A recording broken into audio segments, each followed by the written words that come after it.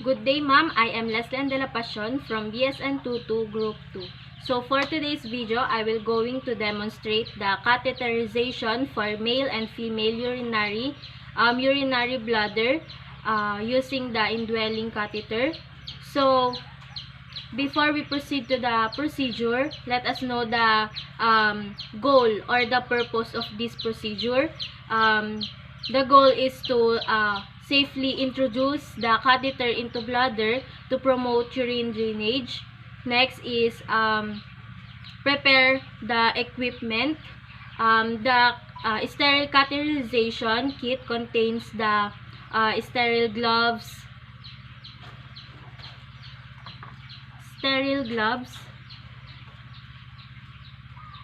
Next is the sterile drape,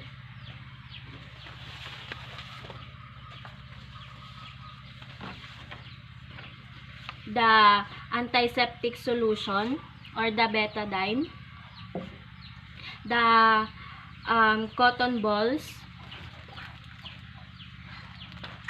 the lubricant or improvised lubricant. Next is the forceps,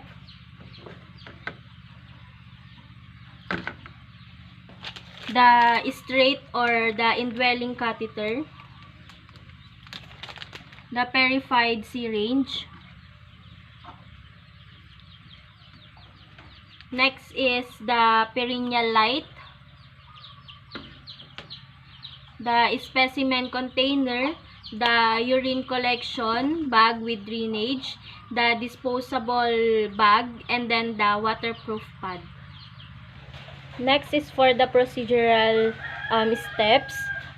First is assemble the equipment and then perform hand hygiene for infection control.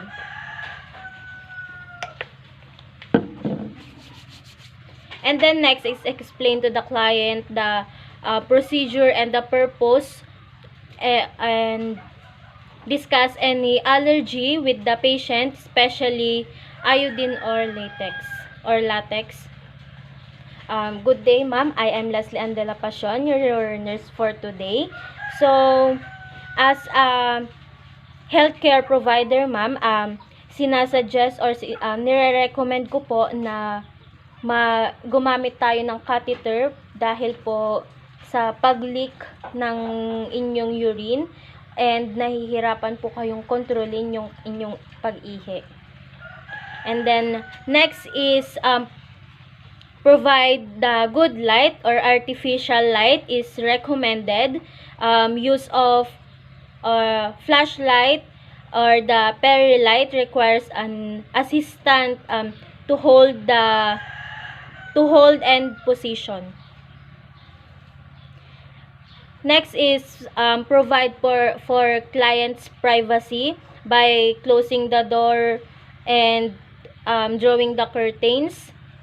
Next is for the female catheterization. Assist the patient to the dorsal recumbent position with knees flexed and feet about 2 feet apart. Next is clean the genital of the female client and perineal areas with warm water and then with soap, and rinse and dry the perineal of the patient. We use warm water and then properly drape the client.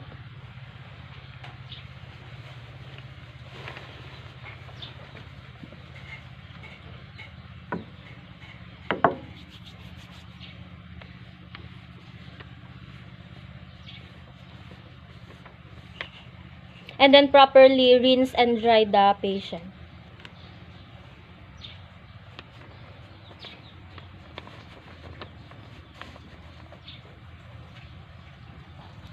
And then perform hand washing again.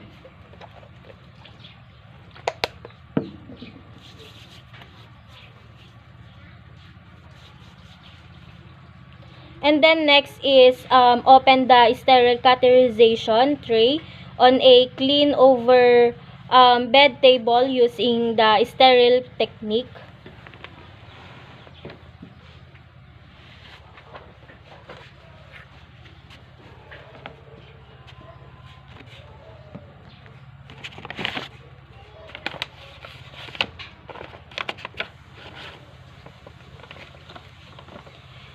And then put on the sterile gloves.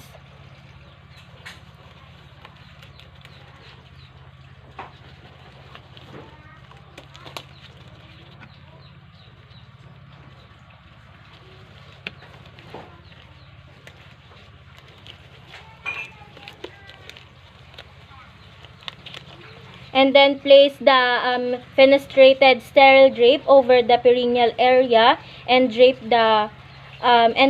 above the patient's thigh.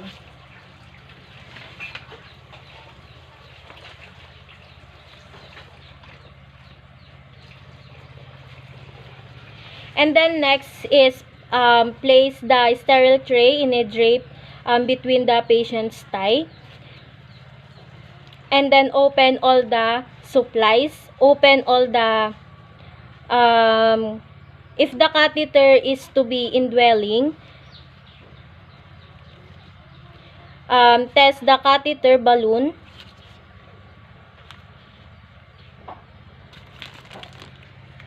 Test the catheter balloon, and then remove the cap of the tip of the syringe and attach the syringe refill with sterile water to inject port and inject the appropriate amount of fluid.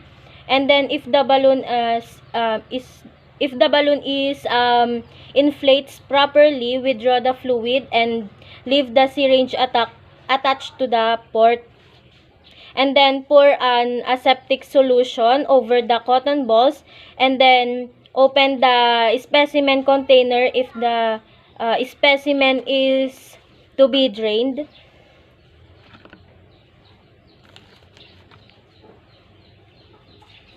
We use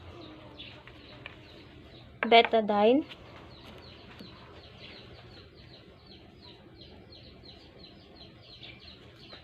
Next is we proceed to the female catetherization with the thumb and one finger of my non-dominant hand. Spread the labia and identify the meatus. And then be prepared to maintain the separation of labia with one hand until the urine is flowing well and continuously. And then using the cotton balls held with forceps, clean both labia and then directly over the meatus.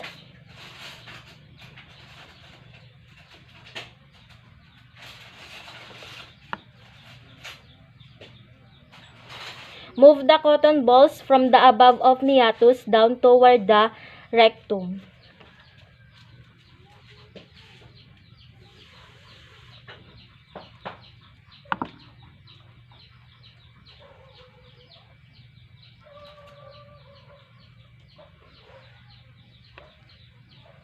And then discard each cotton balls after one down or downward stroke. And then next is insert the catheter into the meatus 7 to 7.5 or 2 to 3 inches or until urine flows.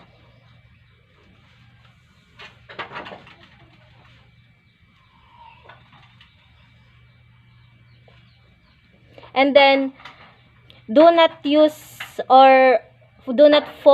to push the catheter through the urethra into the bladder.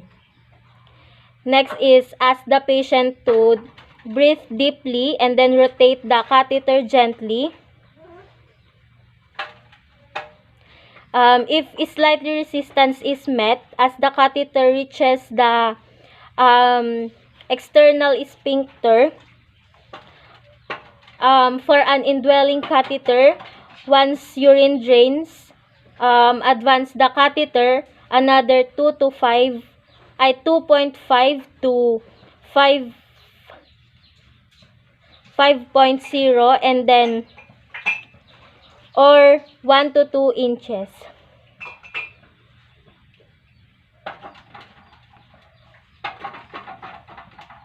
And then next is for the male catetherization. Lift the penis with your non-dominant hand,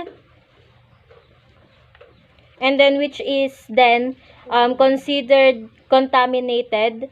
Retract the foreskin in the incircumstance male patient, and then clean the area at meatus with cotton balls, and then held with forceps.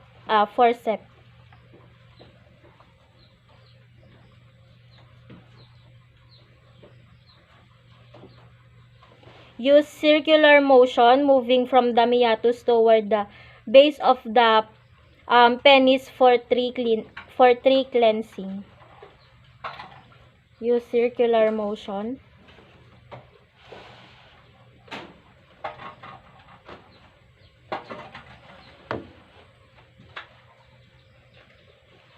And then hold the penis with slight upward tension and perpendicular to the patient's body.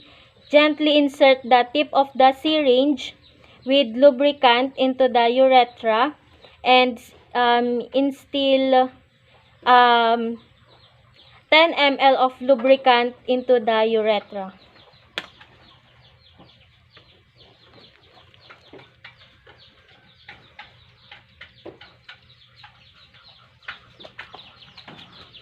And then insert the tip of the catheter into the meatus, and then advance intermittent catheter 15 to 20 centimeter or 6 to 8 inches or until the urine flows.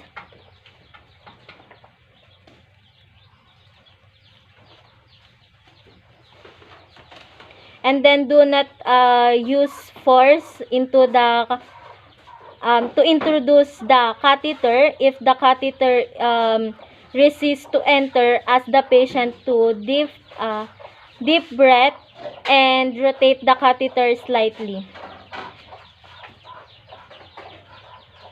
Hinga po ng malalim, sir.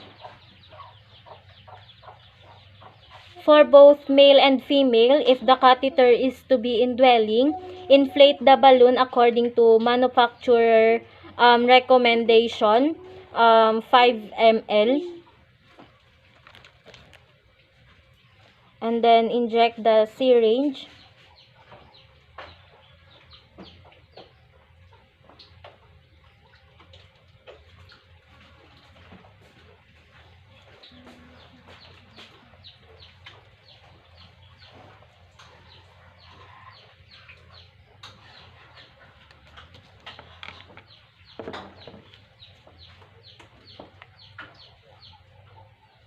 And then tug gently on the catheter after balloon is inflated to feel the resistance, and secure to the upper thigh with a velcro trap or the tape, and then leave some slack in catheter to allow for leg movement. And then next is check the drainage tubing if not kink, and that movement of side rail does not interfere with catheter or drainage bag. And then next is hang the catheter below the bed of the bed. And then next is remove the equipment and make the patient comfortable in bed, and then clean the perineal and dry it. Then next is remove all the equipment and make the patient comfortable.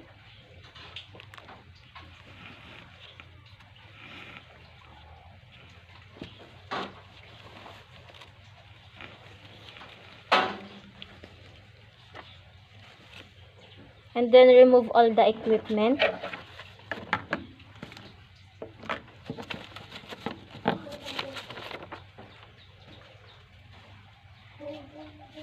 And then next is remove the gloves, and then perform hand hygiene.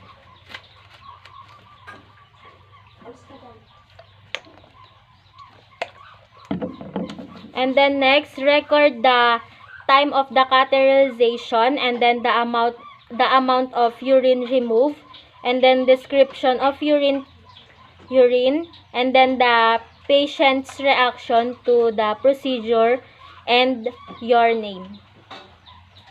That's all for the both female and male cateterization. Thank you for watching.